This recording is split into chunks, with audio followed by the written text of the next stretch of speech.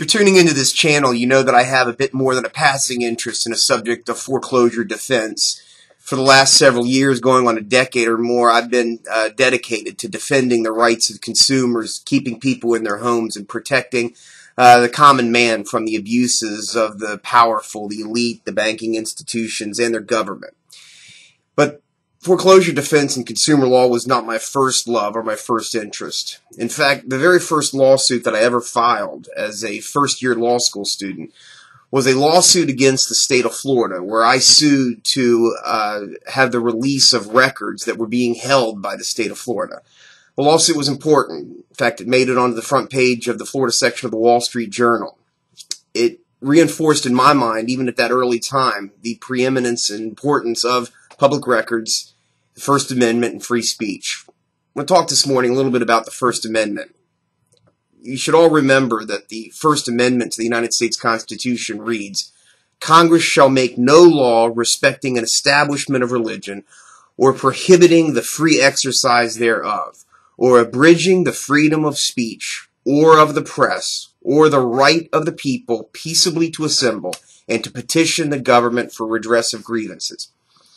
It's important that we all be focusing on the Constitution today, and it's important especially for us to be focusing on the First Amendment. Consider first that our founding forefathers chose, out of all of the other important issues, to make the First Amendment the first. In their wisdom at that time, they recognized that if we the people ever lost our right to speak freely, or to petition our government against grievances, or to peaceably assemble, or to exercise religion in a way that we saw fit, then the Union would fail. And in fact, that's happening all across this country today. We as a people are losing our focus. We are forgetting that our freedoms must be jealously guarded lest they be ripped away from us. As the Occupy movement shows, law enforcement, and I've stopped using the term law enforcement and refer to them now as paramilitary forces, the distinction being that our civil law enforcement agencies should not be attacking citizens that are peaceably protesting. But if you see the outfitting of our former law enforcement departments today, you will note that they are dressed in full battle gear. They have weapons that they are having trained against citizens.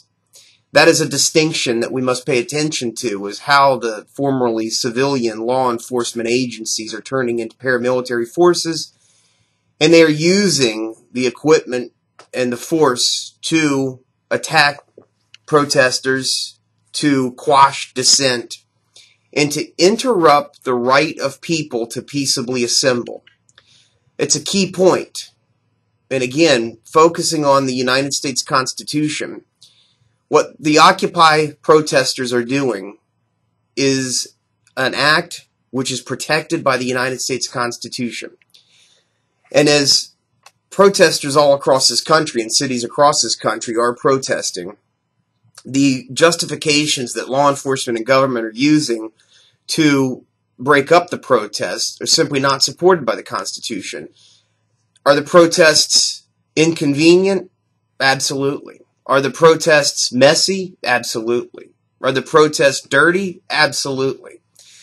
It's extraordinary, though, when you hear the news reports, the conversation turns to how much the protests are costing. You read reports of the millions of dollars in extra police time that's spent, or maybe the cleanup costs, or any of the other services associated with the protests. It's interesting to compare that minuscule amount of money that our municipalities may be spending on protests when no one, or dare say few folks, are commenting on the billions of dollars or trillions of dollars that the banking institutions, the Federal Reserve, the 1% are siphoning and sucking away from all of the American people on a regular basis. The other dynamic of the First Amendment that's so important is the free flow and share of information. You know, the real evolution in the defense of families in foreclosure across this country came when attorneys and consumers and citizens from all across the state of Florida and frankly all across the country began sharing information about what was happening in their cases and in courtrooms all across the country.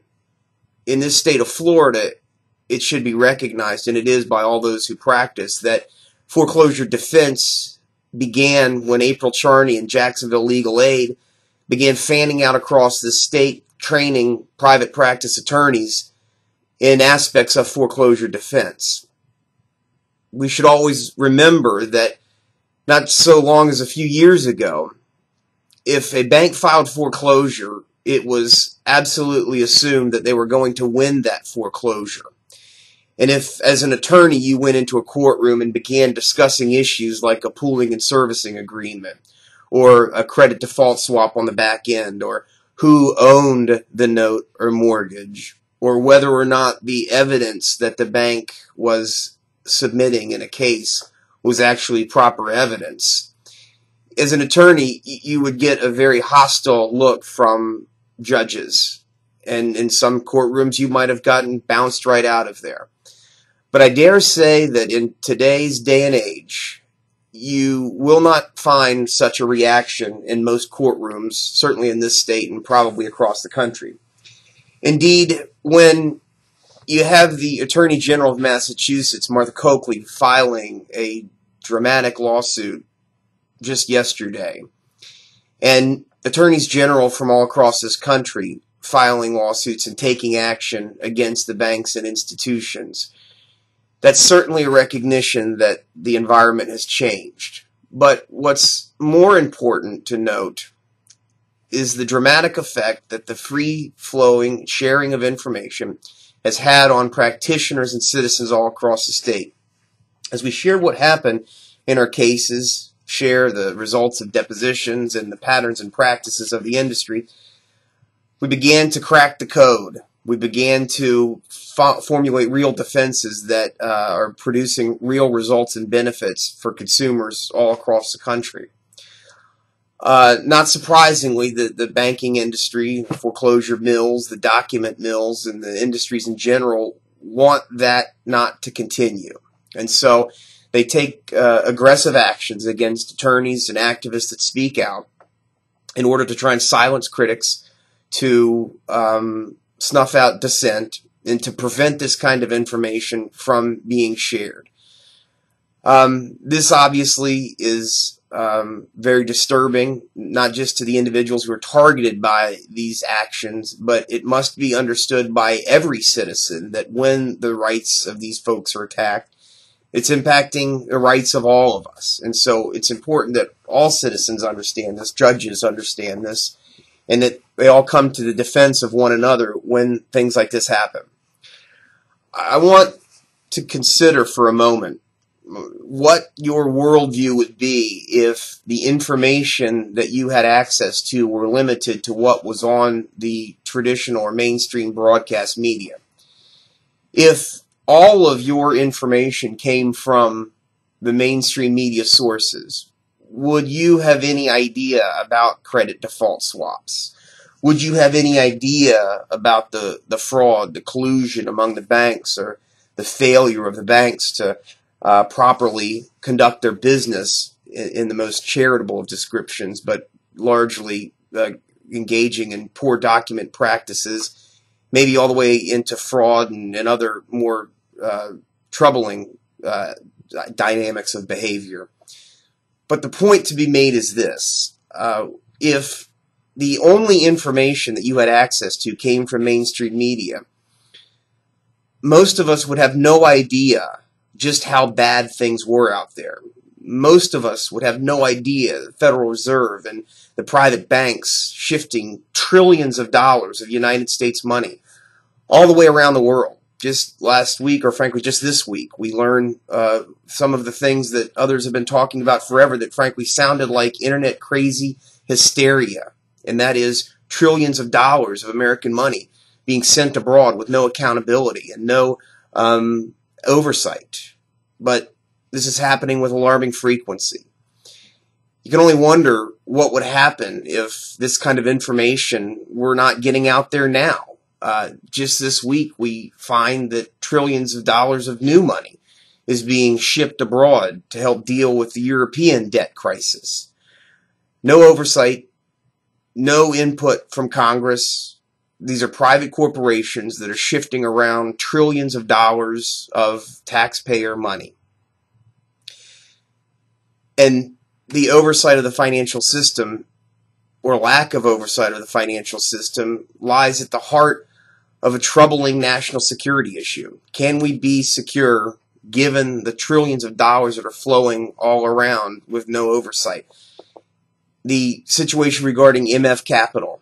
This was a brokerage account, brokerage company that went bankrupt just a few weeks ago, and taking with it hundreds of millions of dollars. The truth of the matter is we still have no idea how much money was out there. What we do know was that this was a corporation that investors placed millions and hundreds of thousands of dollars in accounts. That money was supposed to be segregated, meaning it was secure and not used for other expenses. But the depositors' money was not segregated, and in fact was mixed in and pooled with all the other operating money. And when the investors tried to get that money, they've been frozen out. That remains the case even today. Who knows exactly what the full number of accounts are frozen, but the fact of the matter is that hundreds of thousands of people who had money invested in an institution are unable to get that money out because the money's frozen.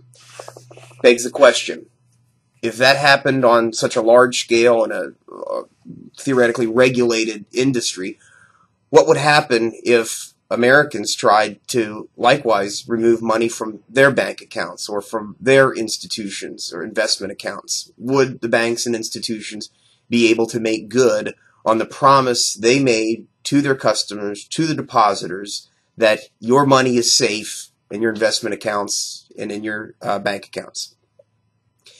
The fact of the matter is that that kind of information, those kind of questions, are extraordinarily disturbing to the status quo, to the banking elite, the government elite. They would like to keep questions like that bottled up, and they would not like to have answers to those questions.